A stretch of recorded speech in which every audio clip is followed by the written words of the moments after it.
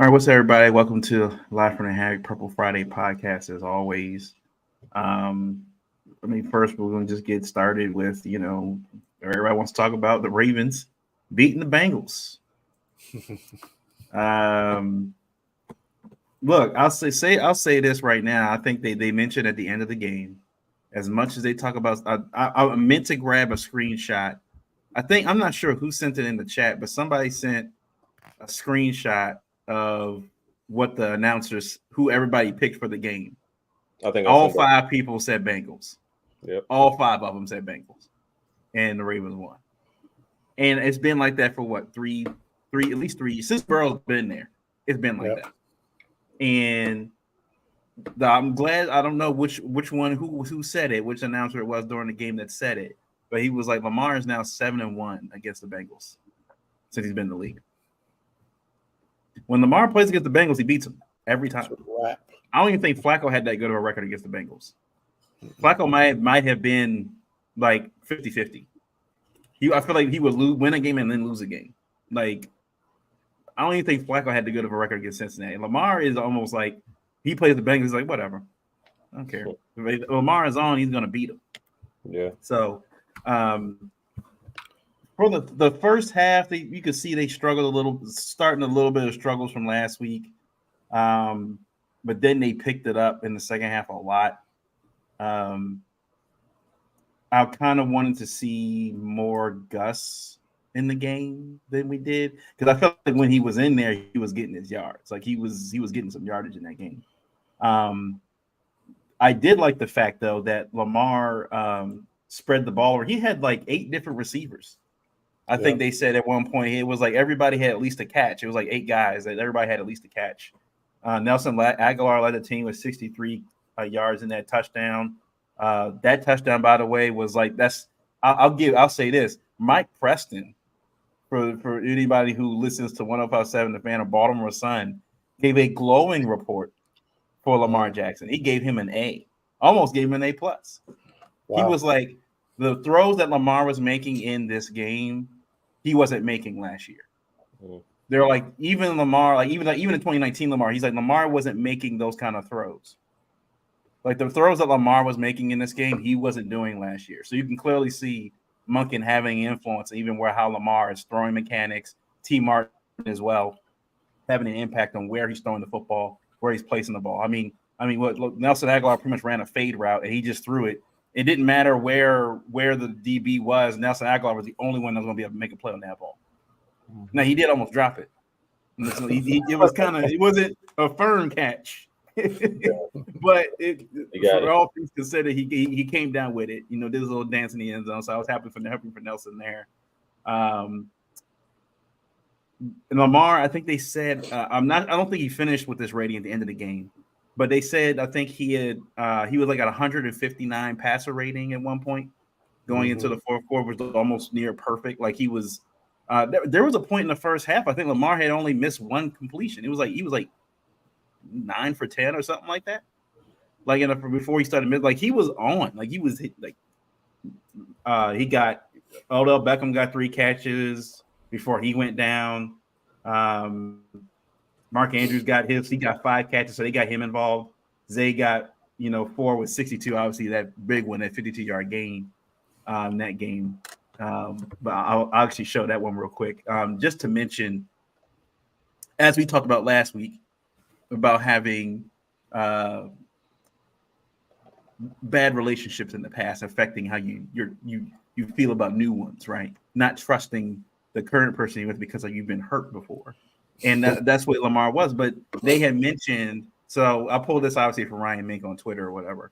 But they said Zay, after that play, the first play, I'll show when he missed on the first time, Zay came back to Lamar and told him, like, throw it to me. Like, and he was, and look, the first play, he was more wide open than he was on the second one. Like, it was, and you'll see it was the same play. The safety obviously gets there a little bit later, but it was literally the same route.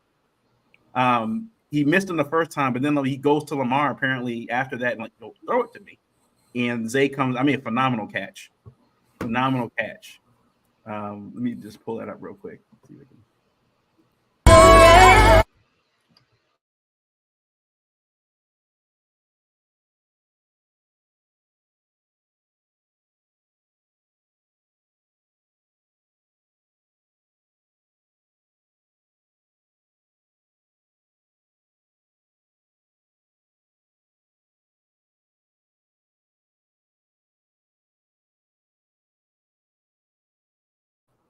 Yeah. So I mean, it was pretty much the exact same play, and then he goes right back to him and throws it a dot right to him.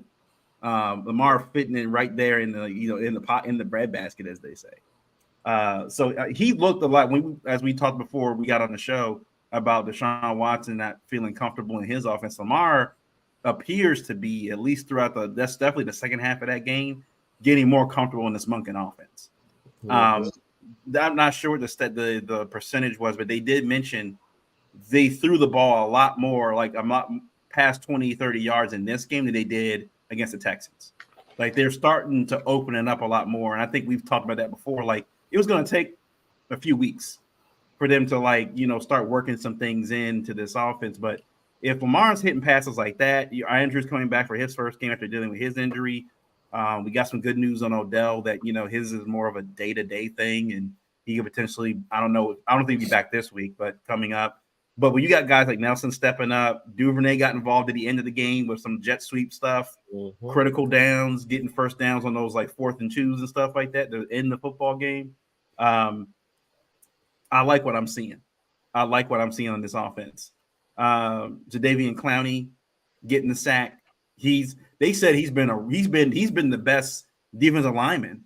So the past 2 games for the Ravens, they said hands down, like he's been the best defensive lineman on that line. Madubuike again, I think made some mistakes. He's 2 weeks in a row. He's gotten 3 personal foul penalties. He's in a contract year, man. I know he's got to clean that up. And I think it says something too. I remember in the Texans game, it might have been this game too. Broderick Washington is the starting defensive tackle over Madubuike in this lineup.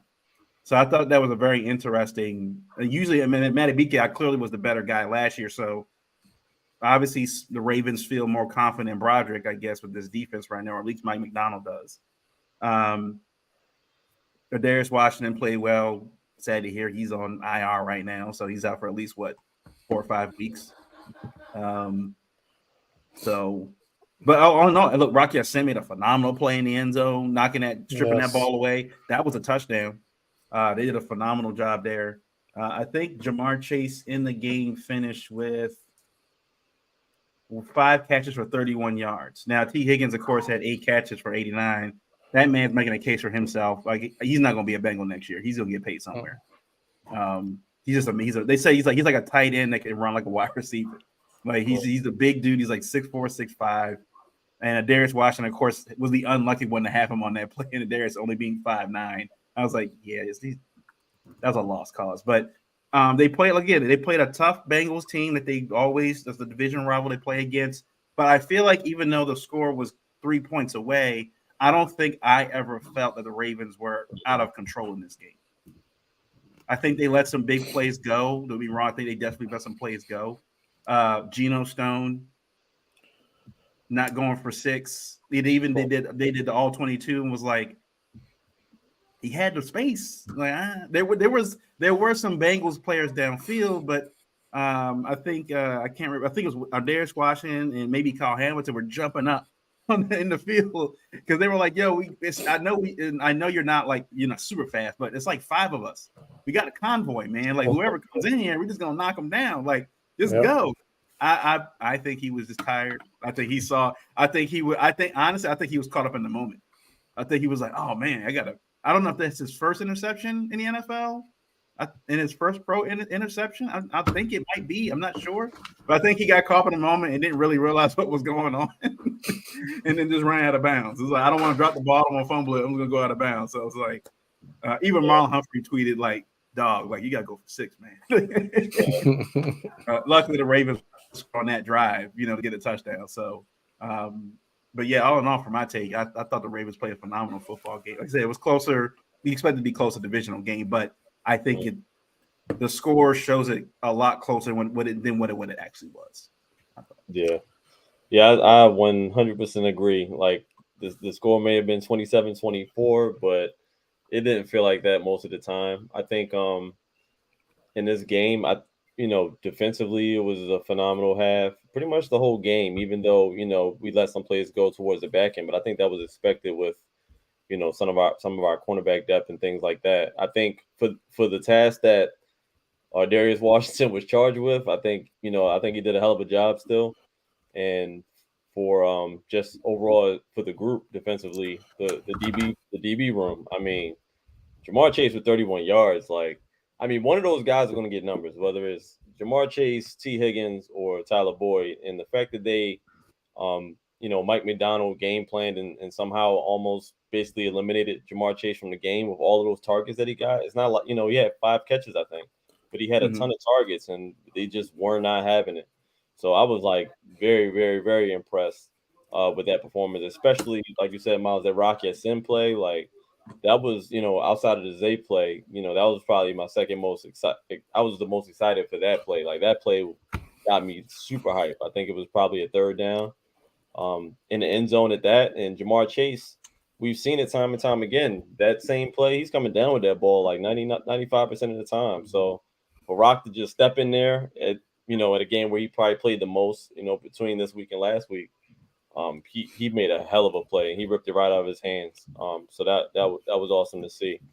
And I know it's only week 2, and I'm not trying to be a homer, but I think it's time to start talking about Roquan and PQ is the best dynamic linebacking crew duo in the league. I mean, I'm really not trying to be a homer. There's some guys out there that's balling too, like Zaire Franklin and a couple other guys, but Roquan and PQ seem to have it all the way together. The way they're flying around the field is like they're both playing for contracts almost. Roquan already got his money, but PQ, you can definitely tell is playing for some bread because the way he's been playing, this motivated, and it's just a different PQ. Like I even seen him like in that game, like he got hurt at some point, and he just like, nah, well, I'll be all right, I'll be good. He just played through it, and you couldn't even tell the difference. So, and the fact that they're calling themselves that, they're like, we're the best we're the best linebacking crew in the league. And PQ said it today again at the presser, like we're the best linebacking crew in the league. I'm starting to believe him. I don't have no reason not to. So I just think that crew is playing outstanding. So I mean, that's all I'll give on the defense. Defense played great, lights out. Geno Stone, you gotta take that to the house, but it was a game changing play, and a game changing moment of the game, and it was clutch regardless. And luckily, we still scored on that drive, or I probably would have a different opinion. But we scored anyway. That's all that matters. And I think he'll correct that, the next time he grabs the pick, he's going to go for the house. Offensively, what's really not to like, man? Like, I think the only downside of the game was all of the penalties that we accrued. I mean, I guess that goes for offense and defense. Mad at BK, I think he had like 2 face masks and a personal foul. Like, it was bad on his end. But that's not something that we see repetitive that much on this team. Like, we don't really have, especially individuals. Like, if a guy's having a rough week, like I doubt he's going to come back the next week and make those same mistakes. But offensively, a lot of the holding penalties, unacceptable. But at the same time, we're 2 of our best linemen down, and outside of the penalties, the offensive line did a phenomenal job. Like, Lamar was clean the whole game. I think he scrambled by force maybe once or something like that. Trey Hendrickson was completely erased from the game. I have no idea how. McCarty does this every year. It seems like you just put him wherever and he just does the job. But I never seen him do it that well. Like, Trey Hendrickson has been a game wrecker for us in almost every time we've played Cincinnati, and he's got 0 QB pressures on Lamar. They got 0 sacks in that game. 0 sacks and no pressures though. Like, he didn't even come close to. He had a clean pocket most of that danger whatsoever. Like, the pocket was clean, and if you watch all 22, it looks even crazier just seeing it from that angle. Like, wow, they really kept those guys off of Lamar, and I even in some of those blitz plays, they just kept them back there, and it changed the game. Lamar was a completely different quarterback with that type of protection, and it just gives you a glimpse of what we can really see out of this offense if we can kind of keep him protected that way throughout the season. But obviously it's just 2 weeks, so hopefully that they continue to build off that. But it's just good to see, knowing that he was that clean in the pocket against that team with 2 of our best linemen being down. Andrews coming back made an immediate impact. I mean, obviously he got the score, but you can see also, like, he was getting some of the attention on him was getting a lot of our other guys some good looks. Mhm. Lamar missed a couple of downfield throws that I'm sure he wants back. A couple of overthrows, bad overthrows that were probably scoring plays. One to Zay, I can't remember who the other one. It might have been to Nelson Aguilar again. I can't remember the other one. Or Odell, I think. I think he overthrew Odell once. And also Odell leaving the game didn't impact us one bit. That's good to see. Mhm. We know what Nelson Aguilar did, and he's our fourth string receiver. And if we're getting that type of production out of a fourth string receiver, then that's a great sign. I will take that. In previous years, our best receiver goes down. That was it. We running with practice squad receivers at this point. Like it Right. just wasn't a good look. Um, and yeah, like that second half, man, Lamar. Not that he played bad in the first half. He played great in the first half. In the second half, he was like 95% completion rating Mhm. in the second half. I'll Like put this up. talk about finishing a game, like closing a game. Like it just this is the type of stuff that we've been waiting to see. But this is what happens when you got good receivers on your squad. What happens when you got protection? It makes a difference. These are some of the luxuries that these other teams have that we're for the first year that Lamar's been there. He's at lucky. He has these type of luxuries that Mhm. other quarterbacks have had. So that I'm just can't wait to see how the chemistry builds beyond week 2 because this is just week 2 and they playing like that. It's a formidable opponent. I don't care how hobbled Joe Burrow was. That's still Joe Burrow back there, and he still got three of the two of the best receivers in the league, and then Tyler Boyd being a third receiver. Like it's still a very formidable offense over there with some great weapons, and Joe Mixon, one of the top backs in the league as well. So I mean, I don't want to hear him being hobbled played that much of a factor in this game. Lamar went out there and he beat them badly, and I think if it was a tighter game, I think the offensive game plan might have been even different. So it ain't no Okay. telling. Like I said, just because it's a 3-point game, it doesn't dictate how the game went.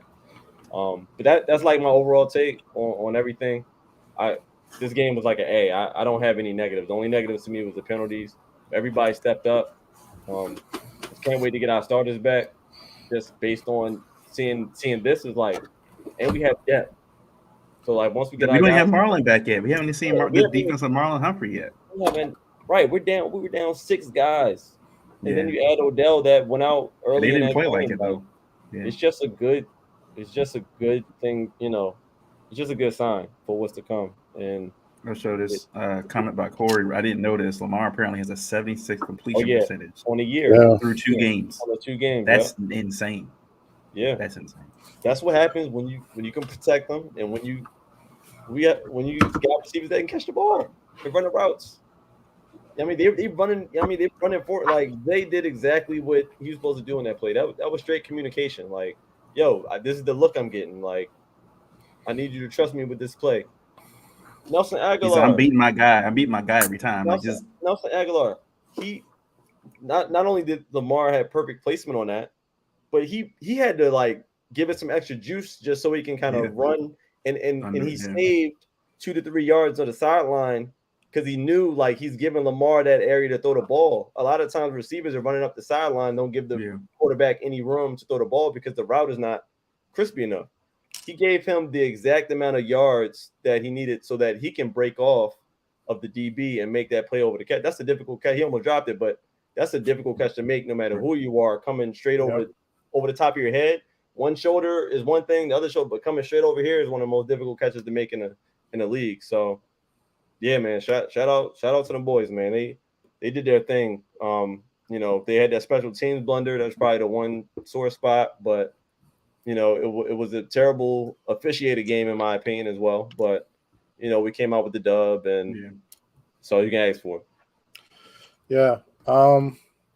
Man, I wanted to give a game ball, man. If I was to give a game ball for this game, it's not going to be Lamar, man. I'd have to give it to EDC because you said it, Trey. Our depth has been the MVP through 2 weeks, right? We got guys in and out, guys injured. Injury bug plagues us again because that's just Ravens football these days, being hurt. But, I mean, the depth that we have, you talked about it. Wide receiver 4, he's our leading receiver. We're able to rotate in Gus and Justice Hill, who I guess are RB2s and RB3s, and they play phenomenal. And we're able to control the game. Pat McCarry blocking phenomenal. Sam Mustipher coming off the practice squad, playing a wonderful game. Our depth is able to lead us so far. I mean, we're losing our Darius Washington for however long, but we're bringing up Arthur Mallett, who was the starting nickelback for the Steelers. So, like, our depth is really driving us so far this season. It's great to see. Like, this is it's been a problem the past couple of years when guys go down and we're super thin and we're playing these practice squad players who can't, come in and contribute, and it cost us at this end of the season. But here we are at the beginning of the season facing injuries once again. But the mindset is different, the talent is different, the depth is different. So I'm super excited about that. So game ball, EDC to the game. Man, Lamar. We are seeing him. We're seeing what happens when you take the leash off somebody and stop micromanaging them. I mean, did you all see how much Lamar was just commanding the line, commanding the players around him, making calls at the line, and doing a phenomenal job? We've been begging for this for 2 years because we saw, and a lot of times when we're making comebacks in certain games, I can't recall the games off back, but when Lamar is able to have more say and control the offense, we're more successful. And we saw that in this game. This guy has every capability. The stereotype, they think black QBs, running QBs or players from Miami aren't the brightest, but you're looking at one of the smartest quarterbacks in the league. This guy is no fool. So I love the fact that he's in control of this offense. He's making the plays. He let a couple get away. I mean, I was a little mad on a couple of those missed throws, but he came those were right touchdowns, back. man. Yeah. But he came right back and he made up for him, man. I think this is if Lamar makes those throws, or if our offensive line doesn't get penalties when Lamar is just running all around the defense, this looks like a completely different game, score-wise. But, those things happen. We got to get those cleaned up, but we still dominated the game. I mean, our defense gave up 17 points as far as I'm concerned. Like Corey is saying, like Trey said, like PQ and Rowe, man, pay PQ. I don't care. Restructure those deals. Marcus Williams restructure that deal. We need to keep those two together because what we're seeing is like Patrick Queen is allowed to flow. He's not taking on blocks as much. He's allowed to flow and just make plays, and that's what he's great at. So he's able to make those plays, and it's making our defense so much stronger. Those two need to stay together. And he's making a case to get paid. I mean, where's Trenton Simpson? I don't know. But Patrick Queen is playing phenomenal. He's playing phenomenal. Jadeveon Clowney, you all touched on it, man. That guy is in the QB's face. He may not have the multiple sacks or anything to show it. He's getting pressure though. Like he's dominating. He got one sack. He got one. Yeah, he got a sack. But he's dominating in the run game. But like he's getting back there. I mean, even with Oweh, I mean, our guys may not be racking up sacks like individually, but collectively the pressure is there. Yeah. And I mean, and honestly, this wasn't a game where you would expect them to get a lot of sacks because the Bengals get the ball out. They're not ones to like let these plays like develop over 3 seconds. Like they get the ball out quick. That's just their game plan. They know their offensive line isn't the strongest. I mean, defensively, I was really happy. I'm happy with Brandon Stevens. I mean, he makes that one play where he just can't get his head around every game. But overall, he's been playing really solid. I mean, nowhere near All-Pro, Pro Bowl level, but an Anthony Averett level. That's what I'll say. He's playing in the Anthony Averett level. He's all city. He's all Baltimore City right now. Yeah, man. Let's take him to the County City All-Star game. Yeah, well, County City. Yeah, that's what he's doing. Yeah, that's what he's doing. But really impressed with Rocky Sin. And I'm thinking about the depth because Ronald Darby's still playing well. Yeah. And then when you get Marlon back and we got Arthur Mallett and our Darius Washington, I mean, and eventually get I'm Marcus not as concerned about the secondary as I was about 4 to 5 weeks ago. Yeah, they're playing a lot better. Being honest, like they're playing really good. So I'm just excited. We have to clean up the penalties. I mean, Matabuke. I mean, this guy plays good, but I mean, He's who just was that reckless. player? He's Who's reckless. that Yeah, player he we gotta had that used to blow us like pause? chill, man. Oh, Like hey, yo. who's the player? Who used to Oh, always some on the get deep of the penalties? line. Yeah, it was somebody who used to always get his penalties in the This was in those years. Remember when Lee Evans ruined our Oh, Super Right, Bowl Lee. run? Oh oh, man. why do you do that? Going back. Uh, Yeah. Man, I can't remember. I can't remember. Jeez. It was the guy that was jealous of Ray Lewis. Ed Hartwell used to get Oh his yeah, penalties. yeah, oh, yeah. wow, Yeah, yeah. he Yeah, did yeah. used to get Ed a whole bunch Hartwell of used to get his penalties. penalties all the time, but he was a good player. So that's what Matabuke seems like. But we just gotta tighten up, man. Tighten up things. We'll get there. But I'm just super excited about our depth. Zay's uncoverable. I mean, the kid's a great route runner. He's fast. He's quick. He's uncoverable. I love that we're spreading the ball around, but we got to dial up that number. You know, I'm glad Zay is not afraid to go get with Lamar. Like, hey, throw me that ball. Right. Yeah. Because he Give can me the do ball. that Yeah. every game. This kid is. Look, when they were saying Tyreek Hill draft time, that comparison, we all said that was ridiculous. Yeah. It's not too far off. he, It's not yeah. too far off. I mean, we're seeing some Tyreek-ish stuff. As a So rookie. yeah. But said he plays when they said he plays like he's 6'3", like he's legit, like he Yeah. plays a lot taller than what he is. It is tough. The one thing I want to touch on, and I'll just I'll let us move on. But Gus, you know, I like the way we use Justice Hill early on to exploit matchups, use his quickness. We'll use Gus for the short yardage plays. But the second half, that's Gus the bus time. Like we're putting out our bus passes and we're, you know, on that bus on our way to victory. And I love that strategy. But I think going forward, our success, I think Miles, you said earlier, is going to depend on us getting Gus the ball more. I mean, this guy has been itching to be a 15 to 20 carry a game back for the past 4 years, and I think he has it in him. So, you know, I love Justice Hill, but, you know, for us to be a dominant team, Gus needs the ball more with sprinkles of Justice Hill. I mean, I'm still waiting for the Justice Hill wheel route to be used. I hope that's in weeks to come. But I just love what we're doing overall. I mean, Monken showed me a way better play calling this game than the Texans game. So overall, I'm happy with the team. Doesn't it seem like they kind of like using they're like conserving Gus, like conserving him a little bit just to use him as like a knockout punch? I feel like Gus is. I think his role is going to be if we're ahead by a good chunk or whatever, like by 7 or 10. All right, you're gonna get like at least 15 touches in this half. Whatever. Like I think definitely him. But I want to put this up by Corey. He made a really good point. Can't wait to see this offense looks like when Keaton Mitchell comes back with his speed out of the backfield. More help on the way. Like you say, you talking about that wheel route, Travis. I'm like, Keaton Mitchell in that? Oh my. We're not even able to use the whole arsenal because you know we're just trying to get guys accustomed and guys are going off. So they're going. I don't think Monken wants to show all that yet. I don't think Monken wants to show all that yet. He's like, nah, I gotta wait. There's a time and place for that. Yeah.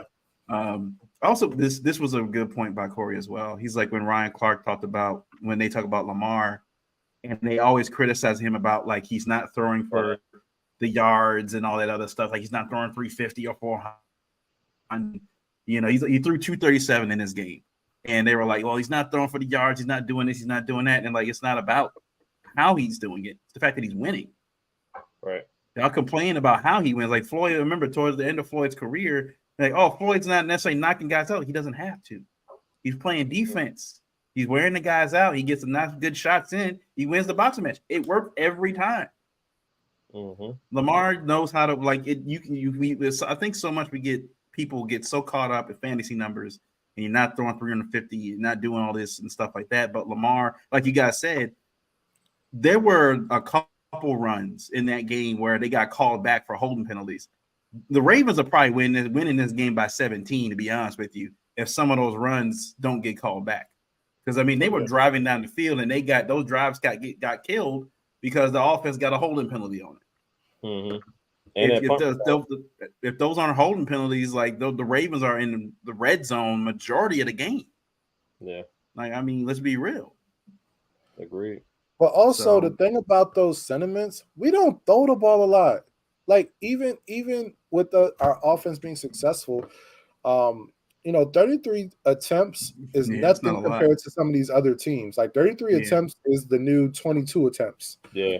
So it's not like Joe Burrow threw 41. So 40. it He's was on 10 more 40 passes. passes a game. He threw 8 more passes than Lamar did. Yeah, so I mean, our offense isn't built to be a 400-yard game unless we're down or calls for it. But that's not the way our offense is. It's to make big plays, get scores, and we'll run the clock out. We'll run the ball, be physical. No matter how pass happy we get, our goal isn't to rack up yards. It's to make scores, move the ball, move the chains. Be efficient. Yep. And I think that's the thing about, with quarterbacks, he gets so enamored with, oh, man, they're throwing the ball 40, 45 times. I'm like, yeah, but when they start getting into that 40, 45 range, we saw with Joe Flacco the last few years, when he would get into that range, he would throw picks, balls would be overthrown. Like he was getting very inaccurate, very whatever. It's almost like a pitcher, like in baseball. If they're in an inning, right, the goal is to throw it like 10 pitches or less in an inning. That's the goal.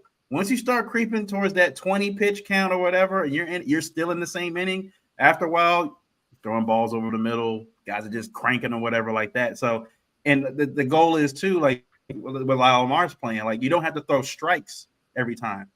If you can get the batter just to hit a ground ball, let your defense get the play for you, that's an out is an out. Whether you strike them out or your defense gets it, an out's an out. And I think that's the way Lamar is playing. Like Lamar is not necessarily – he's not going to wow you throughout the season with like he's just throwing dimes like 30. He's going like 80% and throwing like they're very efficient when they're throwing the football, when they're getting their chunk plays. The Ravens realize like we got one of the best tight end groups overall in the league, best running back, one of the best running back rooms in the league. We don't have to it all be on Lamar Jackson. Right. It doesn't all have. We can put the chunk plays in there, but we can hit him with this, and we can hit him with that. We can hit him with this. So we don't have to. They can't key on one thing. Once they key on one thing, Ravens are like, oh, we'll just move to something else. So and that's the key to our success. We had 170 something rushing yards that game. Yeah. All collectively. I love that throw that Lamar made to Mark Andrews in the end zone too. Mike Preston pointed that out. That touchdown pass that was very similar to the throw that he threw to Mark Andrews. I think last year in the Steelers game, a little outside and couldn't get. They said where Lamar put it, Mark Andrews was going to the ground, but only Mark could put his hands on it. Bad memory for me. So they said, like I said, when Mike Preston's on the radio talking, you know how Mike Preston is. When he's on the radio, like no Lamar, he's making throws he didn't make the last few, like since he's been in the league. So this clear progression in his offense. But move on real quick. Let's move on to talk about these. Since we'll stay in the NFL real quick. Let's talk the Steelers beat the Browns.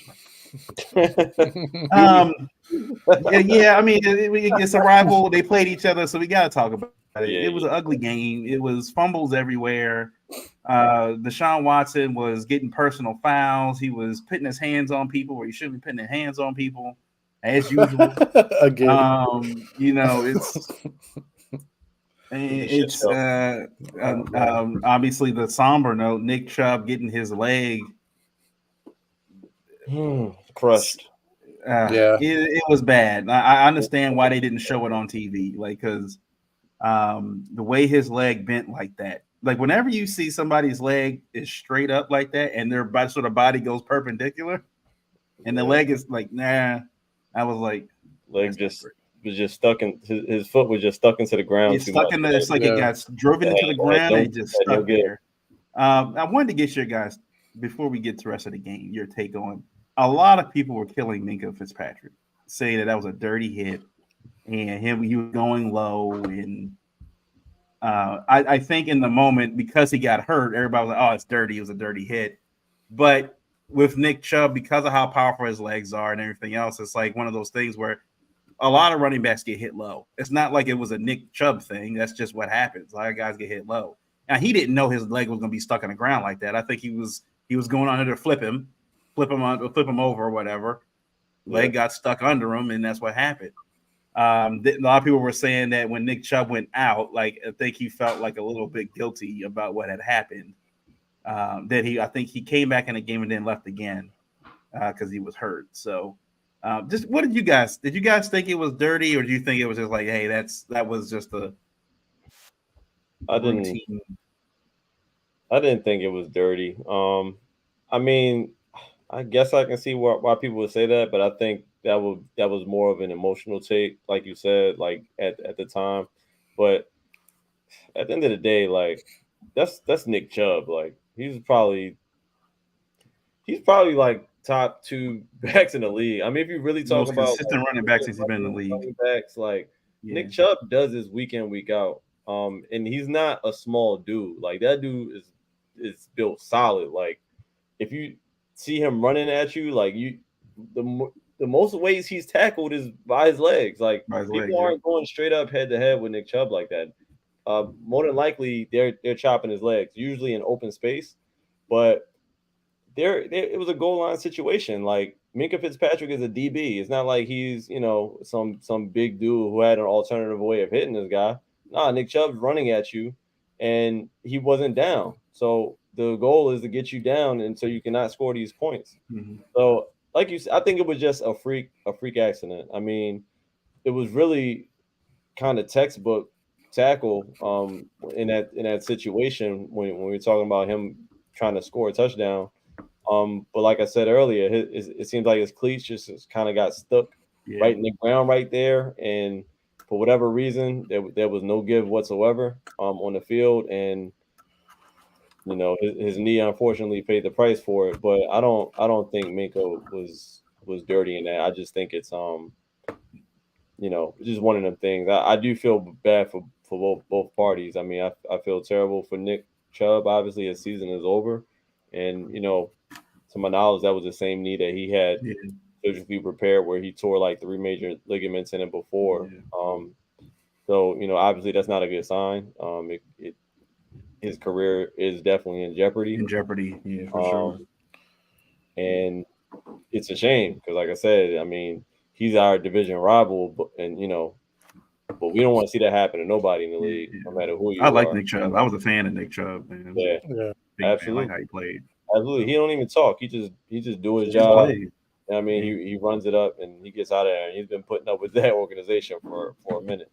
And you feel bad for Mink, obviously, because I don't think there's many guys in the league with intentions to do that type of damage to any player. Because at the end of the day, it's about taking care of your families and all that stuff. So yeah, I don't think there's no malice, none of that.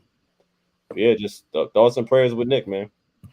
Yeah, I mean, was it unfortunate? Hell yeah. Could he have possibly pulled up on that? Maybe, but I think it wasn't malicious. I mean, I think his intent was gang tackle. I mean, we're not going to act like Nick Chubb go doesn't low, run go through high and tackles low. all the time. I mean, and Minka Fitzpatrick's not the biggest guy, so I mean, I don't think it was malicious. I had to see it through replays to really see what happened, but I just think it was just something where his momentum's taking him. He's trying to gang tackle. That's his intent. He wasn't trying to injure the guy. I mean, I don't think any of these NFL players are trying to injure each other anymore. They're all trying to look out for each other. I mean, the game is different. These guys are more of a brotherhood than they ever were. So I think, it's just unfortunate, like you all said. And prayers out to Nick Chubb. I mean, I think, did Minka get hurt on that play? Because I know he had to go to the hospital. He was down. He was down after that play. It was just an overall unfortunate play. I mean, unfortunately, it happens in football. I mean, these things happen. This ain't a Colorado State incident, but overall, just prayers out to Nick Chubb. I read today that he's going to have another surgery after his first surgery, so it's not looking good for him. But praying for the best still. I'm just glad that he didn't have us. A few doctors came on Twitter and gave their who work on these kind of things, and said that the major thing that they were hoping at the time was that he didn't have any artery damage, because of that artery that wraps around the kneecap, especially when you dislocate it, can get ruptured and cause some bleeding out and things like that. And they were like, if that's also a case of loss of blood, he could possibly lose his leg. So they were like, they were making sure, they were like, if it's just the tendons is better quality of life situation than obviously losing your leg. So it doesn't sound like that was the issue. All I've heard, I'm thinking about is a significant knee injury. I don't know what the grade is or what the actual depth. What happened? We all saw it. Obviously, it was bad. Very bad. Legs shouldn't do that. But like you guys said, when you're playing with guys 250, 300 pounds, running full speed, stuff like that happens. We saw it happen to Ronnie Stanley with week 1. A guy rolled up on his leg. So, I mean, it was like, you got a 300-pound man rolling up on your ankle. Like, it's only so much you can do, right? The fact that Minka went to the hospital, like the fact that he got hurt on the play tells you, like, the league, how the impact, players know, like, how strong Nick Chubb is. Like, he's strong. He's strong. If you go with him, I think they always get him on video. I think I saw in preseason him squatting 600 pounds or something like that. Like, he's insane. The league knows, like, everybody in the league knows how strong he is. Like, if you go at him half strength or half speed or whatever, he's going to hurt you. You're going to get embarrassed for sure. You might get hurt as well. So that's why, I don't fault Mink on that. I think that's just football, unfortunately. Yeah. All right, so to the game part, right now, Deshaun Watson, 22 of 40, 235 yards, 1 touchdown interception. Kenny Pickett wasn't any better, 15 of 30, 222 yards, a touchdown interception. Pretty interchangeable stats there by them. Najee Harris, 10 carries, 43 yards. He didn't do much of anything. There was a point in the game where I think I put in the chat, you could hear the crowd saying "Fire Matt Canada." Like, it got to like the third quarter, I think, and the fans were like, "All right, that's it, we're done. Like, we're through with this." Like, Pickens, if it wasn't for that one catch over the middle, for the 72-yard touchdown, he would have had like 30 yards receiving in this game. Another pedestrian level game. I'll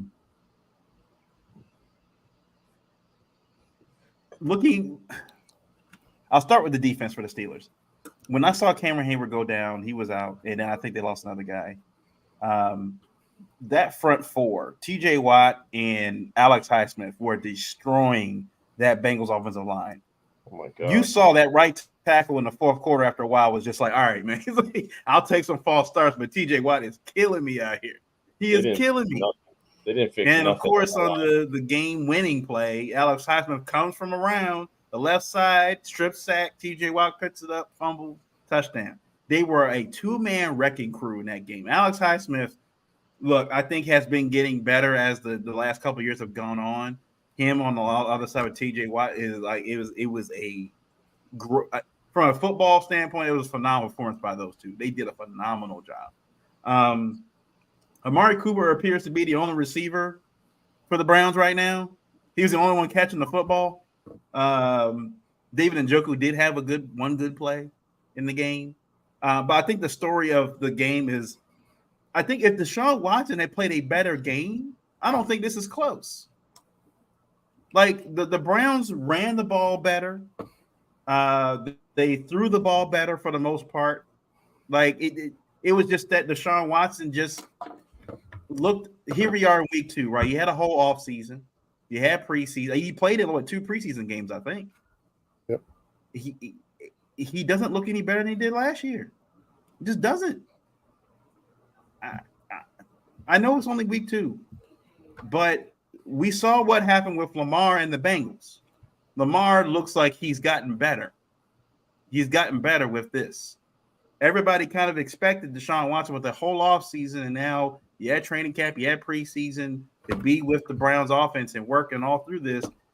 You know, in these divisional games, this is where we're going to test to see if you're on the level. He looks worse. He doesn't. They were expecting him to be that Texans guy, and I think we had talked about it before the pod started.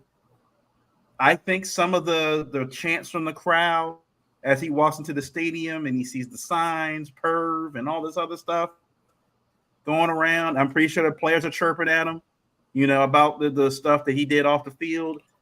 And Deshaun Watson, I think, for the most part, likes to think of himself as a decent guy. I think it's getting to him. It has to be.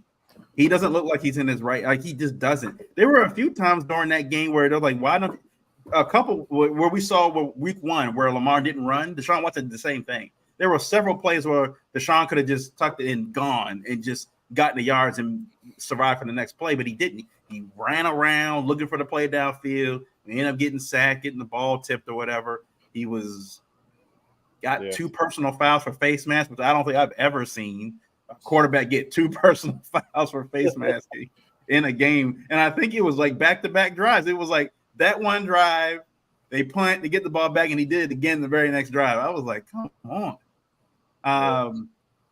But on the Steelers side, Kenny Pickett, I'm not a fan. I'm not worried about. I'm not worried about him. Like, for real, he made one good throw.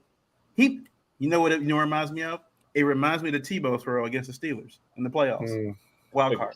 The Pickens wide open across the middle. Same play. Slant over the middle, wide open. Nobody's there.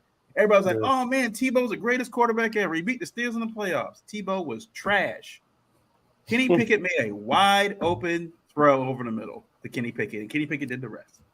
Yeah. The rest of that game, trash. Kenny Pickett. I'm not scared of Kenny Pickett. 2 gloves himself. A quarterback that wears gloves to throw the football is not that good. I'm sorry. Yeah. I enjoy watching our division implode on national TV. Yeah, I was like, if I'm a Ravens fan, as a Ravens fan, I'm like, yeah, man, we get healthier, we straight, we good. Yeah. Only thing I will say, both defenses obviously look good because the offenses were so bad, but TJ Watt is still not to be slept on. When healthy, he's probably one of the biggest game records in the league. Yeah. Probably like outside of Micah Parsons or something. Like TJ Watt is like, he just doesn't go away. Like he will involve himself in some shape or form every down that he's on the field. So just looking at that, I'm like, he's going to be a problem. But yeah, offensively, it just wasn't good. Offensively, you saw what happens to both of these quarterbacks under pressure. They just, and Deshaun was able to get out the pocket a lot more, and he just still couldn't make the necessary plays. So I don't know if they just need another receiver over there or what, but whatchamacallit wasn't it. Amari Cooper was the only, like you said, the only splash, the only guy out there making plays. Pickens looked okay too as well, but like you said, a lot of that came off of one chunk play. But offensively, let me just stick with the Steelers for now. They look very lackluster. Like they had no support from the run game. Najee Harris looked very mediocre. He wasn't really getting any yards. I don't know. Jalen Warren looked a lot better than he did. Yeah, he looked actually like he regressed in that game than from what we saw from him last year. And he didn't look that great last year either. No. But I thought that was telling about their run game. Not to mention the Browns defense, they look pretty solid as well. I mean, Denzel I think Ward was out. I'm not sure. Did Ward Miles Garrett was doing a one-man wrecking crew by himself. My God. Miles Garrett does. But yeah, both D-lines, solid. Defensively, I don't really have nothing to say, but offensively, it just looks bad. And on to Deshaun Watson, I don't know if it's just me, but like the biggest thing I've noticed since he's even starting last year up until now, his attitude seems way different. Like it's off. Like something is really off. Because he doesn't usually do all that stuff. As many bad plays that he committed last night, his facial expression stayed the same the whole game. Like it was just weird. It was almost like, oh well, let me just go over here and sit down. I didn't see him really talking to nobody. It wasn't like they was over there trying to fix stuff. It was just like I turned the ball over and it is what it is. Win, lose, whatever. I'm about to collect this check. And it's unfortunate for the Browns, man. I mean, they are shit out of luck right now. Like $230 million. And they have it, and then the next draft, I think they still don't have I think they gave up a first and a second still that's left on that. Like it's I don't know. And to be honest, like I really don't know what to say. Like the Browns going brown, the Steelers, I still feel like I'm more worried about the Steelers. To be honest, I don't even know who I'm more worried about at this point. I probably would have said the Browns had Nick Chubb not been injured, but the fact that he's not a without Nick Chubb, they're nothing. Anymore. I'm still going to be more concerned with the Steelers just because they got Mike Tomlin still. So Yeah, at some point they're gonna make some type of charge throughout the season, and it's gonna be our job to kind of shut that down. And there's no matter who's on that roster, it's gonna be a game. So I'm still probably more concerned with the Steelers, but that game last night was a shit show. I love seeing it. I love the fact that we start off the season 2-0. I love the fact that the Bengals are 0-2. The Browns are 1-1. 1, yeah. And the Steelers are 1-1. Like we're this is literally our division to lose officially. Like after seeing that game, like if we don't win this division, then it's because the Ravens shot themselves in the foot in some way, shape, or form. So yeah. All right. So of course I ain't watched the game live. I didn't care to watch either of these teams because we're gonna steamroll them. That's my hope. But I watched some of the all 22 after hearing about the performances. And first let me start with Matt Canada, right?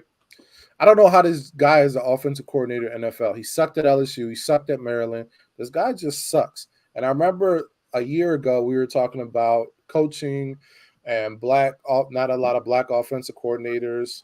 And I was saying, like, this guy, there's no reason he should have a job. I don't know how he's an offensive coordinator in NFL when he sucked at the college level. So that's my first point. But I just want to talk about Deshaun Watson. All right. This guy's lost it. Like you said, the off the field stuff has gotten to him. His attitude is poor. Mentally, he's not there. And I said it before the pod. Like, he's like the guy that used to have all the swag and everything. Mm-hmm. And then, things happen, and now he's walking with his head down, walking with his shoulders slumped, and his body language is just not right. He doesn't believe in his teammates. He doesn't believe in himself. And I don't know if he cares about the game anymore. I mean, why should you? You got 230 guaranteed, right? Whatever happens, just and he knows he's with a hopeless organization. And he's not. I don't know if he's ever been a true leader. I mean, I don't think he was a leader on the Texans. I think he was just the best player. But this guy is he's not it. I mean, the Browns are in a bad spot. And, while you all were making such great points, I kind of looked at this contract because I was just like, how bad is this? It's bad. They don't have an out. Like, they can restructure all they want, but they do not have an out till 2027. The dead cap this year is $220 million. The dead cap next year is $200 million. 2025 is $136 million. 2026 is $72 million. There is no out. No, there's no out for them. There's no out without destroying themselves. Yeah, like they can restructure. The restructuring gives you cap space, but it doesn't take away the dead cap. No. So he has to be on the roster.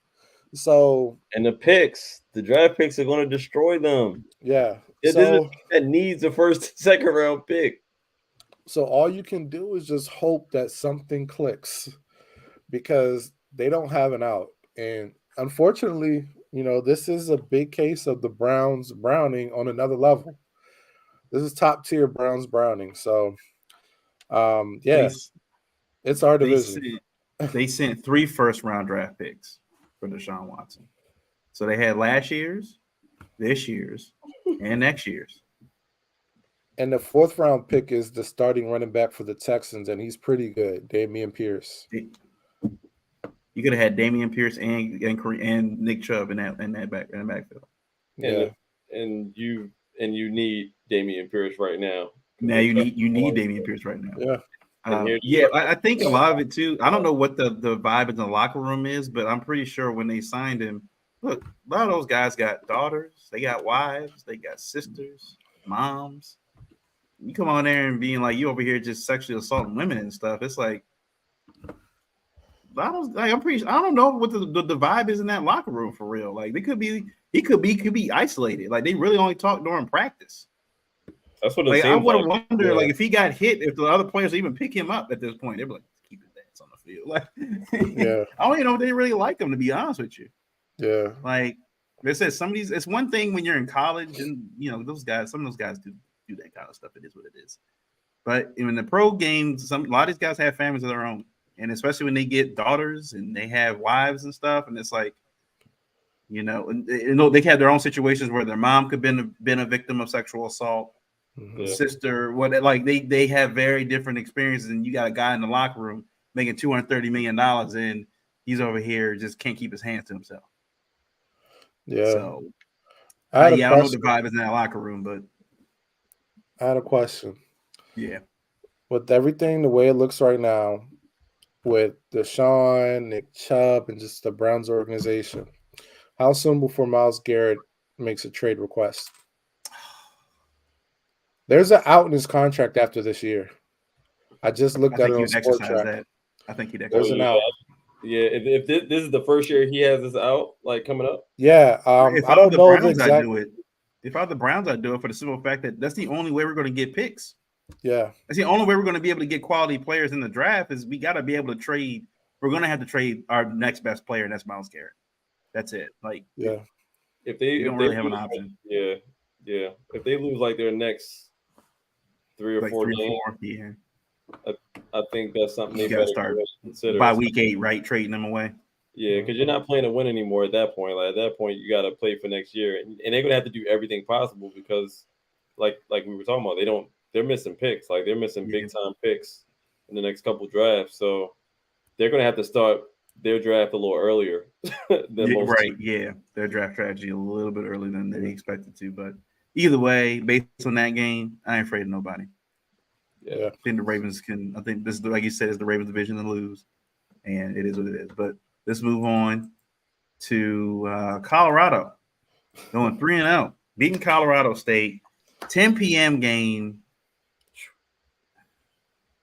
It was the most streamed college football game of all time in a streaming era, and that's considering all the rivalries since they've been doing streaming. All the Alabama Auburn games, the LSU Alabama games, Ohio State Michigan games. This was the most streamed. Colorado State, the rivalry you never thought you would pay attention to, was the most streamed college football game ever.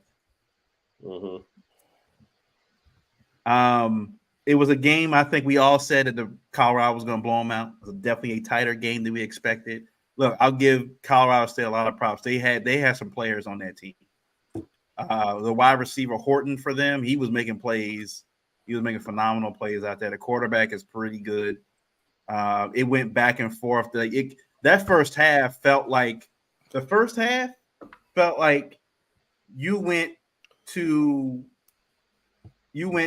a football game and a boxing match broke out. That's what it felt like. It was personal fouls going everywhere, unsportsmanlike conduct. Like it was, that first half was insane. It was nuts. They had to calm everybody down after the second half and kind of get to it. Then, of course, the late hit. Player from Colorado State comes over, hits Travis Hunter in the midsection, finds out it lacerates his liver.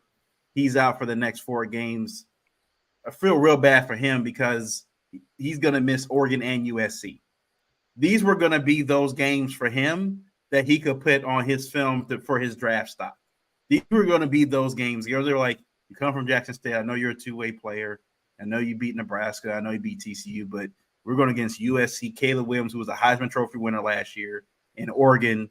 I know Bo Nix is like 33 years old playing quarterback still for Oregon. I don't know how this man's still playing college football. I don't know where this man finds eligibility years from. Bo Nix been playing for like 8 years. I'm like, why is this man still playing college football? I'm like, but he's playing there, and Oregon's offense is really good. Like, they're really good. This was going to be that game for Travis Hunter. Could he compete with those guys? He's not going to get a chance to. The reality of it is, though, you saw, the kid was getting death threats. The Colorado State player apparently getting death threats. I'm glad Dion met that with look, it's part of football. It happens, especially in these rivalry games in college and pro.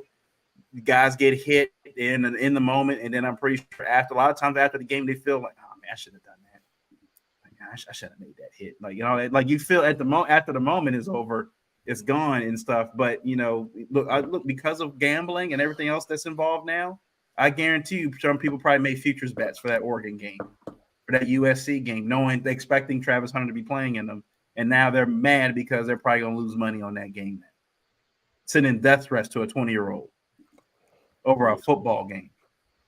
Like that's just we gotta do better. We gotta do better as people. Like this is just a game. Like we've seen what happens in Europe. We've seen it happen in Europe where a guy misses a penalty kick in soccer and it gets trampled to death. It's happened. We've seen soccer players actually get killed for losing a match. Like it's never happened here. God forbid it. Hopefully it never happens. But with now money involved in college sports and stuff, it's going to get a little bit more. You're going to start see these kids, 18, 19, 20 years old, get a lot more vitriol for dropping a pass, making the wrong throw because guys or people have bets on these games now, losing thousands of dollars potentially on these games. So all in all, though, I thought it was a Shador Sanders show at the end. 98 yards, driving down for to tie the game, then to get the 2-point conversion and then win the game in double OT. I know we've heard he's been mentored by Tom Brady. It clearly shows. That was when you want your court. What I saw in that drive was he throughout the whole game, he was never fazed by anything. Like he was just like, I'm going to go out here. And now look, after the game, he was showing his watch, his Rolex, all the diamonds and stuff on and everything. And they were like, they made it good. They were talking about on the morning shows and stuff. Like he does all that stuff and he dances around after and before the game. But while he's playing in the game, he's locked in. He's locked in. So you can never say that, he's not focused on the game because that 98-yard drive, I mean, the Colorado crowd is quiet at that point. They're expecting that we're going to lose this game. After all the hype for the last week, we're going to lose this game. And he drives down that field 98 yards in Tom Brady fashion, gets the tie, and then gets the 2-point conversion to tie the game before going double OT. So, Shador, look, I get it. It's Colorado State. They're 0-2. They got blown up by like 40-something points in the last game. Shador is the truth. Shador is here. Like I know this next game against Oregon is going to be a big test. The next 2 games will be big test for him. But from what I saw, especially what the Colorado State defense was doing, they're playing pretty well during most of that game. Shador, as a quarterback, you're going to get to those games sometimes where it seems like nothing's working. It seems like nothing's happening. But you need that you're going to get one moment to really make an impact, and he did it. So shout out to him. Shout out to Shiloh. He went from number 1 to back to number 2. So I think he flip-flopped because they say Deion ranks his kids. So I think it was Shador at first, but then Shiloh got the pick 6. He went back to number 1. Then Shador went back to 98-yard touchdown. He went to number 1. So, great game. I fell asleep though. I ended up watching the second half the next day, but I was like, it was too late. I was like, I gotta go to sleep. So, but. And before I get to y'all, like how the Black America now has adopted Colorado. I have now seen everyone that's a Black media member, anybody that's a Black media member has got a Colorado shirt or jersey on with Sanders on the back. Everybody. It's what the Fab Five was in the 90s. They have adopted this team, Colorado, as Black America's team. Because I saw the Sun, they had Kevin Hart there. Offset was there. Lil Wayne is coming down the entrance with them, doing it like they had Michael Irvin there during the week. The Rock was there. They had other Colorado. I think they had the other Colorado players there in the booth. It's become a mecca all of a sudden now for Black athletes and celebrities. Everybody wants to go to Colorado now. Go to Colorado games for the home games. It's insane now. Yeah. It's crazy, honestly. I mean, they said all of the home games have been sold out for the entire season already. So you can't even get a ticket to go to the game at this point if you haven't already gotten them. So it's been wild. And it's been a lot of much deserved success too. I mean, we already, talked about, what Deion has done in totality, but just to see it just come to fruition with all of the views, and I think it was like you said, the most streamed college football game ever, like Colorado, like this is a school nobody was talking about the school before Deion got there. Like it's just a testament to everything. But that game was another phenomenal game to watch.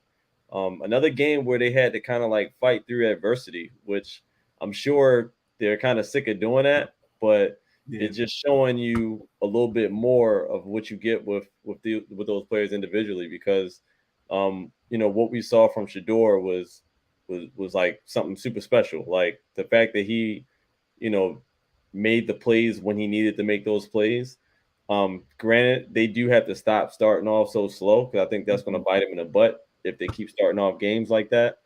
But I think that's something that they'll kind of improve on at some point. I don't know if it's going to be against Oregon or USC, but at some point, I think that's something they're gonna figure out. But the fact that skipping kind of towards the end of the game, the fact that Dion elected to have Shador take that ball first tells you everything you need to know. I mean, the fact that he had the trust in him to go in and kind of make a statement right then and there kind of gives you, he's showing his players that he has faith in them. And Shador's his father's son. So, he all of this is like, to us, or to the national media, to the nation in general, like they're seeing it for the first time. But this is something Shador's been doing on other levels as well. So it's our first time seeing it. I mean, on a on a national stage, but this has been in him since day one. So as far as the dirty play, definitely a dirty late hit. I mean, I wouldn't even. I've seen people saying that it could have been a situation where it was like a bounty type thing, like not like literally, like it looked like they were trying to take him out. It did look like it, and that coach, he got that look. Like you just never know. He like, didn't reprimand him. I haven't heard him being suspended or anything even after that hit. So yeah, and I'm not going to say that's what it was, but I can see why people might have said it could have been something similar. But yeah, I think that's too much. I mean, people, sending him death threats and stuff like that. The player, like, I mean, at the end of the day, he's still coached by a grown man. So it's like we can't put this much stake into, a college kid, just pretty much following whatever orders that he's given. Not saying that he was following orders of that, but I'm sure their motivational speech in the locker room wasn't a soft one. No, you know what I mean? No. So, it's still your job as a coach to kind of make sure your players understand that, we're going to do everything we can within the lines, within the rules of the game to impact the other team. But yeah, it was a dirty hit. It's one of those things where I think he'll learn from that situation. It's unfortunate that him and his family got to go through what they're going through now. Yeah. No matter what he did. And obviously, you still feel horrible for Travis Hunter, like you said, the fact that he's going to miss a couple of the biggest games in his career. But I still think he's going to be fine regardless. As far as if he in the draft or whatever he decides to do, I don't think it's going to impact him that well, because I think he's still going to perform that much better in those other games that he'll make it back to. But yeah, that was a phenomenal game, man. That game started at 10 p.m. I was fighting, man. I made it to the end somehow. I made it to the end. I might have had one eye open in the fourth, but I mean in that second overtime. But I made it to the end. And yeah, shout out to the Suns, to Shiloh, to Shador. Like, Shiloh took that thing to the house, and the top just blew. Like, it was just crazy. Like, you can see that. I felt the energy just from that stadium, man. It was rocking. So yeah, I mean, can't really say nothing bad. I mean, they were 23-point favorites, I think. Yeah. So that game being that close, it was just like it was a great game. Like I said, adversity overcame, but we don't want to see that much adversity them overcoming every week. So hopefully you can kind of clean some of those things up. Yeah. But yeah, man, I need some merch now too, man. I need some Colorado. Yeah, I was looking at Colorado shirt. I'm on the bandwagon. I'm on there. Like, I want to get one that says Prime on it, though. I want to get one that says Prime on it. I don't care what the record ends up being. Like, I just. Oh yeah, man. I love the environment, the energy that team is just bringing, and embracing the culture. And I love they're not shying away from it. And I love how uncomfortable it's making the NCAA as well, and the rest of the organizations and the teams who don't really stand for what they stand for over there, under Dion's leadership. So keep rolling, man. I'm excited for this Oregon game. Yeah. Man, I was doing some research. So this game was you said the most streamed game, and it was like the biggest college football game ever on ESPN. Mm-hmm. And 9.3 million viewers. I'll At put 10 that in o'clock at night. context. Yeah. People stayed That's up. nuts. That's insane. That's like it's like after prime time. It's like After prime time. And it went till 2 They got more a.m. attention than the 8 o'clock game did. They got more viewers than the 8 o'clock game. On the But Saturday check this night, out. But people check this Saturday out. night. stuff. When you People put are that in still outside. comparison, Game 5 of the NBA Finals had 13 million viewers. Game 5 of the NBA Finals on network television, ABC. So they're trending toward that territory. This Colorado school having a late game that can rival an NBA Finals game. What time is this? What time is this Oregon game? Because 3:30, I think. I think it's 3:30. Yeah. That's another game that's probably going to do numbers. It's probably college game day. I'm pretty sure. I'm pretty sure it's gonna be college game day. Yeah, it's 3:30 on AB. It's on ABC. So they said college game day. That was probably one of the craziest game day experiences because the line was 23. What did I say? 23 points. 23 points. Yeah.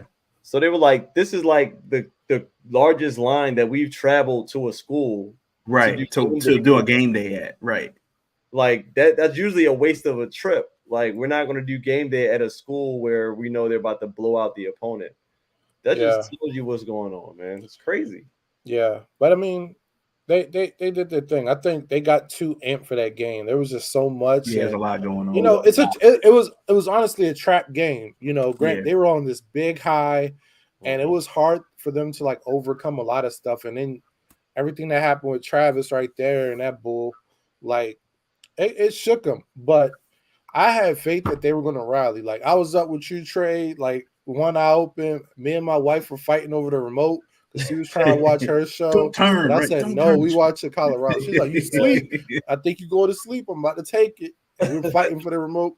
But no, man, Shiloh. I just want to speak on Shiloh and Shador. Shiloh going up the child ranking, but he's really stepped up. Week 1 and week 2, he was getting slammed on social media as being a weakling because he was missing tackles. And they were saying he couldn't cover. But he came out, he covered this game. He was making tackles. He missed one, but he was making tackles. He was all over the field. Yeah. So, like, big shout out to Shiloh. I want to see that kid succeed because he was solid when he was with South Carolina, but I want to see him, like, take that next step because they need it right now. They're going against this Oregon team that has a good offense, but this Oregon team is very beatable. Like I think they're ranked number 8, but they're very beatable. They barely beat Texas Tech. Everybody's beatable in the Pac-12. Yeah, and you know they played Portland State, the D2 school. That's who they blew out. But I think they're very beatable. It's going to be tough without Travis Hunter, but I think if they come out and don't start slow because they started slow every game this season. Well, no, the past 2 games they started out slow. 2 games, yeah. But you know I think they have a chance to pull this upset as well and go 4-0. I really feel strongly about that with Shador because Shador is playing out of his mind. The kid is accurate. He has a strong arm. He can face pressure like no other. And sometimes I forget this kid was a 4-star recruit that Alabama wanted to be their starting quarterback. Like there might not have been, you know, what's his name, but Bryce Young going number 1 in the draft if Shador went to Alabama. I mean, it's totally possible. So, I mean, this kid is phenomenal. This kid, I mean, he's just I don't know what else to say about him. I mean, I saw on my Facebook, man, someone say, you know, the craziest thing about these Deion haters is that they're really mad that his son is a pocket passer. Yeah, he's not running around, right? He's not running around. That's what's crazy. He's not doing all that. He's not doing all that running around. He's throwing the football. He's throwing it like no other. I think he may be the most accurate passer in college football right now. Yep. Yeah. So, you know, Alabama could use him now. Yeah. I mean, they've gone through 4 quarterbacks already. So, but I hope they win. I hope they win. Yeah.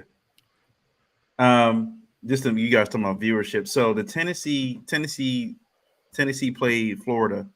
2 ranked teams, 23 and 25, got 5.3 million viewers. Two ranked teams are playing each other. Top 25 teams are playing each other, and the Colorado State blows that out of the water. Blows it out of the water.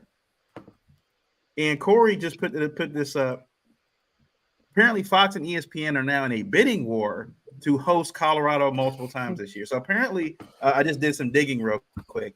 Fox and ESPN have a shared deal with the University of Colorado to like host or whatever every other game.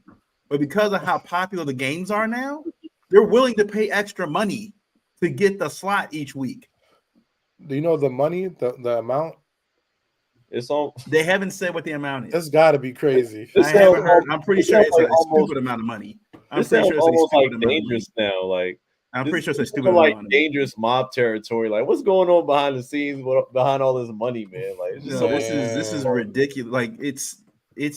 We haven't seen anything like this, even with Alabama at its height, because Alabama is now starting to fall off because they don't have a quarterback now. They're starting to fall, but even Alabama at its height wasn't getting this kind of coverage. Like they already had the SEC network and stuff. Like they were doing their regular TV deals. Mm-hmm. They're not getting this. This Colorado phenomenon has just taken over not just college football world. I think there were more people watching the Colorado State game. They were watching their own football games. Yeah. And like I said, I'm a Penn State fan. I didn't watch the Penn State Illinois game earlier. I only watched the Colorado State game. I caught the highlights of the Penn State game. I was like, I'll miss the Penn State game. I want to make sure I'm awake for this Colorado State game. It's insane what is happening right now in college football. I love it though. It's great. Like I said, I love the fact that Black America has like adopted Colorado now. As it's as Black America's team, and they had 2 black anchors. They knew what they were doing. They had 2 black anchors guys calling the game. One of the guys was like, looks like the BET Awards here because there were like 10 different rappers. Master P was also there, all set with like the Rock. And it was all Michael Irvin, like all these other ex players that didn't even go to Colorado are there. Like everybody's there now. Everybody. And Dion's bringing them in. Yeah. Dion's bringing them in. Oh, Corey? What's our situation in Michigan State?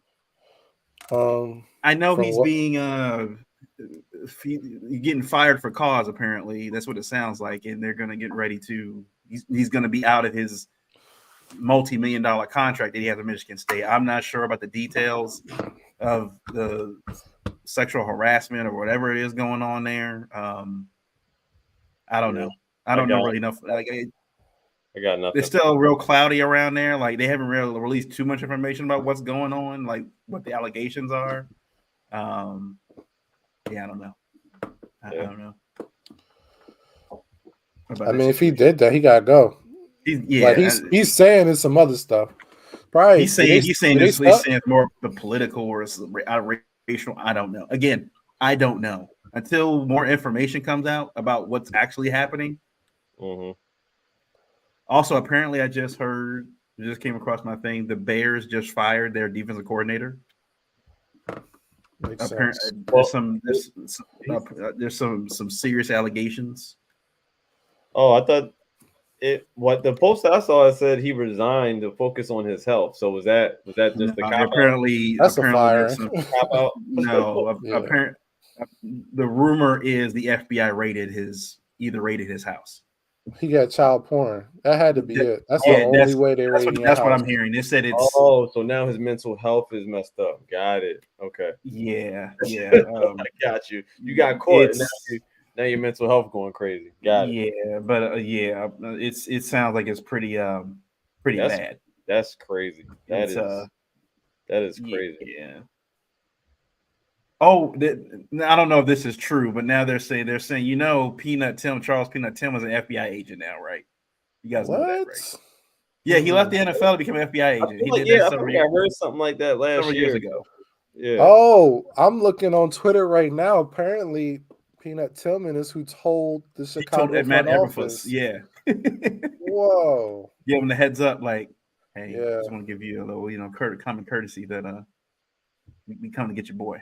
Like, Yo, what the? it literally just came out like an hour ago. So I'm like, that's probably So it's being accused of possession of child porn. So I really do not understand, and I'm not about to force myself to either. Like I said, well, that I'm pretty sure more information will come out when it does. Yeah, we gotta do our homework on that one. That I'm pretty sure that will be all over the news tomorrow morning. I'm pretty sure. Whole lot of nasty news on this Wednesday. Yeah. Speaking of nasty news, segue into nasty news.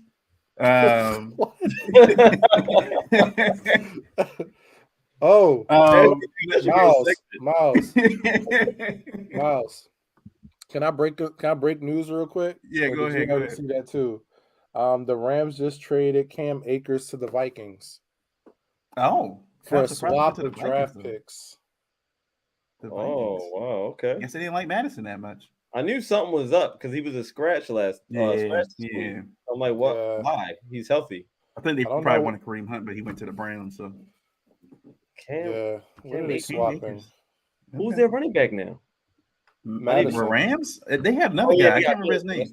That's right. He's been getting most of the carries the last 2 games. I can't remember his name now, but all right. Well, okay. I guess that makes sense for them. I'm not mad at it to get draft capital out of it. Have y'all heard about the Xavier Howard thing? Oh my God, that's more nasty news for sure. Yeah. He's got 4 different allegedly. I say allegedly 4 different women pregnant at the same time.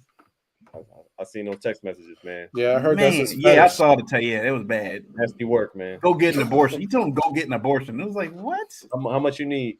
That's what he said. Yeah, just as bad as Adrian Peterson. And he got mixed. He got them mixed up when he was texting them too. Like he was texting something. Oh my bad. Was for another one. He was like texting to the other one that got pregnant. I'm like, what the? Hey, man, when these guys are making this type of money, it's like in his mind, I'm sure he's like whatever. Yeah, he got a big contract from the Dolphins. So yeah, but still, that's a lot of waste. That's wasted money right there. That's waste of money. Man, the waste. My man just going around telling women, "I want you to have my baby." Like he's doing a Nick Cannon. He's doing a Nick Cannon challenge. He's doing a Nick Cannon challenge, man. Have a baby by me, baby, be a millionaire. Right. Oh man. Gotta impregnate them all. You gotta do it. Gotta catch them all. You gotta catch them all. It's nasty, bro. This. But I guess before we close this out, I wanted to talk about the Bear. Besides the Bear situation with the dude's the coordinator, they did an interview today with Justin Fields, and he kind of mentioned, what's the issues with the offense and why is it? He's like, I felt robotic out there, and he's like, it's some of it's coaching, whether he. As an NFL quarterback, you're supposed to put the blame on yourself and take all the blame and stuff. But when I was looking through, just did some research about the Bears, coaching staff and their coordinator, he's basically Greg Roman 2.0. That he runs a great running offense, and that's about it. He was a wide receivers coach for a number of years. He was in Green Bay. He helped coach Devontae Adams and several of those guys there. So he's good in that sense, or as far as wide receivers, but he can't draw up plays, apparently. He just can't. He's good at running the football. Mm-hmm. I always thought it was a weird hire that they hired Matt Eberflus to begin with because he's a defensive guy. You have your rookie quarterback. I feel like you need more of an offensive-minded guy to kind of get him through those first few years. They really haven't given him anything. You trade away DJ Moore. No, you trade for DJ Moore. You get him. You got Chase Claypool there, but he's whatever. He doesn't feel he basically said it doesn't feel like he's in control of the offense. He doesn't feel he has any say. It's very similar to Lamar Jackson the last 3-4 years in Baltimore under Greg Roman. I know it's only week 2. I don't think a lot of people expected that much out of the Bears right now, but if you're the Bears GM if you're the owner or the GM at this point, who do you side with? Is it Justin Fields? Do you feel like he can make that next step? Because there were some questions about Fields when he got drafted, but do you feel like he can make the next step, or do you feel like Fields is kind of just tossing the blame at somebody else? He hasn't looked great on his own. He hasn't looked great, but we can also see this offense is like, it's not really built for him. It's not really like. Yeah. I think it's there's something brewing. Because there's something definitely going on over there in that organization, because this is, even if we expected something like this to happen at some point, we didn't expect this type of frustration to be going on in week 2. For this type of presser that he had, and I think he might have mentioned it even twice, a couple of times. He pretty much said that he's feeling robotic in the offense that he's in, and like I said, for him to be making statements like that in the second week of the season, it's telling that there's more going on behind the scenes, that he felt bold enough to even just bring it up in the media like that. So I think there's a couple of things going on. Obviously, he's frustrated with the offense. And 2, I don't know if he wants to play for that OC anymore. I mean, the season that he's coming off of, when all of the criticism came from the way the offense was run, and for them to come over here this year, and they made a couple of moves and they got a couple of receivers, but then the offense does not evolve whatsoever from what it was last year, and he's still, pretty much shackled in that offense. It just doesn't kind of bode well, and his frustration isn't coming from the way the game came out, because obviously he's more frustrated with going forward. Like, obviously this is the system, and he's voicing his displeasure about that in hopes that hopefully something would change. But you don't voice your opinion about that unless you just don't believe in the guy that you're playing for. Mm-hmm. So I think it's kind of like they're going to have to figure something out sooner than later, because I don't see them getting on the same page, because it's just going to get nastier and nastier. I don't know who they play next week, but another L, they might as well, somebody got to go. They got to make some type of change, because at that point he's lost the offense. Justin Fields, I can say that he's probably speaking for the whole offense. It isn't just him. He's just speaking up. And maybe he's done that already internally and it didn't work. He could have been doing it all training camp. Who knows? And it just didn't work. And now he's just like, well, I'm going to have to just say my piece. And now the pressure's on. He's in a hot seat. Mm-hmm. So. Yeah, man. It says a lot that both defensive they played this year have said that they know what's coming. They know what the play is going to be. I mean, it reminds me of when people know, like, that we're going to run 2 wide receivers together under the Greg Roman era, like you said, Miles. But it just says a lot. Like, you're coming out first 2 weeks and people know what you're running. Like, they haven't had a ton of film to scout. Right. So that's a little rough to see. And then you invested in these weapons. I think, Justin Fields, I'm not about to shoot him bail, because I'm actually reading this chart right now where it says, like, the percentage of open windows versus your accuracy. And nobody has more open throwing windows than Justin Fields in the NFL. Yikes. And he is on the lower spectrum of accuracy when it comes to that. So, I mean, there's a lot of stuff a lot of blame to go around Chicago. I mean, I believe Justin Fields can be a top-tier quarterback. I don't think they've done a great job in developing him, especially when your first year you got smacked around all over the place. But, I think they could use an OC change. I think they could use a culture change. I just don't think they have the staff in place to really take this team where they want to go. But I think they started to get some of the pieces. I mean, they need a stronger O-line. But overall, they just need a stronger coaching staff before they give up on Justin Fields. I mean, he doesn't have a lot of time, but he may not reach his potential in Chicago. Yep. Yeah. I mean, it's definitely something to watch and see. I like Justin Fields. I hope he does well at some point, but it's not looking good. And it also, before we get to the Ravens Colts game, about the Jets, it's amazing what happens in 2 weeks, right? Just Aaron Rodgers tears his knee up, and then you got players deleting their social media accounts all of a sudden because dealing with the fans and stuff. Like, they've gone from Super Bowl to players don't even want to be there right now. Like it's bad in New York. The Jets.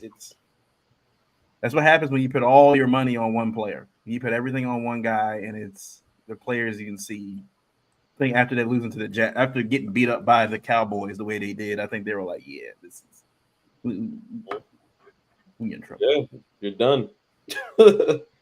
You're done, man. All right, Ravens Colts. Obviously, Anthony Richardson got a concussion in the last week's game. He's still dealing with the protocol, so I'm not sure when they'll announce. I think they have to pass it by a certain point by either Thursday or Friday. I think to be able to play in the weekend game. So we'll see. He hasn't passed it yet, so not a good sign that he'll play at this point. Justice Hill apparently is dealing with a toe injury, which is why Kenyon Drake is on the team now, on the practice squad. Not sure if he'll get called up or not. They did call up Sam Mustipher to the official roster, so he's on the official roster right now with Tyler Linderbaum being out. Look, going into the game right now, the team rankings I'm looking at to see offensive rankings, their pass yards are 13, pass TDs are in 14th. They'll lead the league, I think they said, in rushing touchdowns right now because of Anthony Richardson in the first two games. Their defense, though, is like 25th in yards and 29th in pass yards. They give up passing touchdowns a lot. So this is a game where the Ravens offense could do some damage to the Colts. Now, without Anthony Richardson and having that threat of running the football, if he's not playing, definitely provides a different element. Now, again, it's different, I think, this week because he's only a rookie, so there's only but so much film they could have on Anthony Richardson. It's not like he's a veteran quarterback where you've prepared all week for this game. But Gardner Minshew, he's a capable backup. The Ravens have struggled before in the past under Harbaugh with dealing with backup quarterbacks. There's no Jonathan Taylor there. They got Michael Pittman Jr. has been pretty good.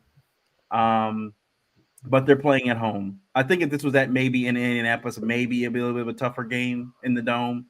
But they're playing at home after beating the Bengals. I'm pretty sure the Ravens fans are going to be welcoming them with open arms back. And with the way Lamar played last week in that second half, and if I'm looking at the rankings for this Colts pass defense, which is a lot worse than the Bengals were, Lamar and that Ravens offense, this game, if they do what they're supposed to do in the first half, you could see Gus Bus all second half if they do what they're supposed to do in this first half.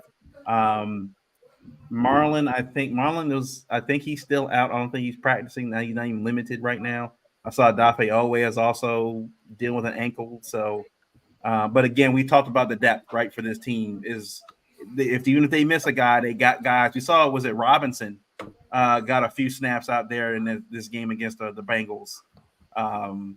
He's been playing out there. I think that's obviously when Odafe got hurt. So he's been playing out there. So they got the depth there. You still got Roquan and P. Queen probably going to give Gardner Minshew some problems. I think we're going to see this offense continue to open up as the weeks go on. I said back home against beating the Bengals, I think that the Ravens just feel really good right now. And the Colts still trying to figure things out. They got the whole Jonathan Taylor stuff hanging over their heads. Their star quarterback, they don't know if he's playing or not. So he hasn't practiced all week. So I would assume that he probably isn't going to practice. He's not going to play. I like the Ravens' chances in this. I feel better about the Ravens winning this game by more than 14 points than I did against the Bengals. So I'll give my score. I think the Ravens put up 30 for the first time this week. They put up 30. I'll go 30-15. 30-15 Ravens. And I think Zay gets his first touchdown in this game too. Yeah, I was gonna say that too. I was gonna say I think Zay scores this week. Yeah, I'm not concerned with the Colts that much. I mean, I think we need to neutralize Michael Pittman Jr. Make sure we got an eye on him. But the fact of what they did to Jamar Chase last week gives me faith that they can kind of make sure that they can kind of eliminate him from the game as well. Yeah, I think we come out and smoke their boots, man. I think they're in for a long game against us at home in Baltimore, and I don't really see no matter who's the quarterback, I'm pretty sure Anthony Richardson. I just don't have a good feeling that he's going to play that game. They're going to be using, I guess, Gardner Minshew as their backup. So, he's a streaky backup. Like, he can get hot. But I just think that, his first time playing a game against that Ravens defense, it just ain't going to work out for him. This is a great opportunity for our defense to show some consistency. They've been consistent for the past 2 weeks, but 3 games in a row having great games. That's going to do numbers for, the rest of the season, some momentum going forward. So I think definitely, and Corey had mentioned as far as the score, he haven't scored 25 or more in like 10 straight games. So we broke that last week. We haven't scored more than 28 points in 16 straight games now. So hopefully, I'm going to go with a similar score to Miles, I think the dog agrees. I think we're breaking 30 points. I think I'm gonna say 33. I'm gonna say 33-17. I think I'm gonna go 33-17. They're probably gonna get a garbage touchdown at the end of the game or something like that. That's why I'm even giving them that much. But yeah, I think we show out. I think it's gonna be Andrews and Zay going crazy this week, and yeah. And running the rock. I mean, I don't know. Are we going to activate King and Drake, or is he just? I don't think so. Okay. Nah. Okay. Well, yeah, we'll see. I mean, I think they already got Melvin Gordon up, so I'll just throw him with those two. I think. Yeah, I think it's going to be a big rushing day too, depending on how the game goes. I think we'll get a lot of, at least over 100 for sure. And yeah, they just won't be prepared for Lamar Jackson. They just won't. So, yeah, I'll say 33-17. As the final score. I'm going to be very aggressive, and I'm just going to say it clicks this week for a week. 40 burger. Yeah, I'm going 40 burger. I'm going 42-18. Okay. I think we get a turnover for a touchdown. I think Lamar has a 3-touchdown passing day. And I think we also run the ball pretty well. I think it just clicks for us this week. The Colts have given up a lot of yards, and I think this is a week where it's going to click. I think we just hit it on all strides. So what did I say, 42-18? Yeah, I'm going with that. I also was just thinking, since Justice Hill is out and it's going to be more of a Melvin Gordon, Gus Edwards backfield, I would definitely, if you need a fantasy flex this week, I would expect to see Devin Duvernay running those Justice Hill plays this week for sure. Let me throw one thing out there, because Devin Duvernay pissed me the hell off in that Bengals game with that.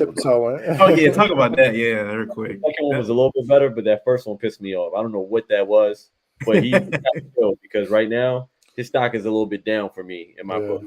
But he hesitated. I don't know what he was doing. A All he couple had to do was turn it upfield. And that wasn't the only play, but I'm gonna shoot him bail on the other ones, but because he got the first down, I think, on one. Yeah. But I don't want to see that ever again. That was bad. He used to look a lot faster coming off of that. So I'm hoping it's not like just from the injury since he's been bad. Yeah, I don't know, but he got his stock got to get risen again for me, because right now everybody is elevating and he's kind of staying the same or a little bit not as good as last year. So you got guys that haven't even been on the team that are new to this team that are elevating. You got Rock Ya-Sin playing well. You got Ronald Darby playing well. Nelson Aguilar playing well. Like, you got guys that weren't even on this team last year. Yeah, like Corey said, we'll let Zay do most of the sweeps. I mean, I feel like when Zay gets the ball, it's like they're just forcing it. They're not really like appropriate time. I think they're just trying to like reward him a little bit more just to kind of force things to happen. But those opportunities for Duvernay, those are more the high opportunity moments, because you do like on a third down or something like that. With Zay, I feel like they're just doing it, for a second down, and it's not really like the ideal time. They just want to get the catches. They want to get like at least 6, get 7 them catches. Space and, do it. But I think they still trust Duve a little bit more just because we're familiar, and they're just putting it in his hands. But yeah, let Zay cook. Let Zay cook this week. I'll tell you this: all Zay needs is to run that same Duve play and take that thing 50 yards upfield. Yeah, that happens. That's Dave Duve might be going to put on the practice squad. There is no tiptoeing Zay's game. That boy is full speed. Hey, they gonna block for that boy on them bubble screens they forcing. One of them joints gonna break. Gonna break. So, Yep. hopefully it's gonna be this. I can't wait for it. We haven't seen that happen in a long time in Baltimore. A successful bubble screen.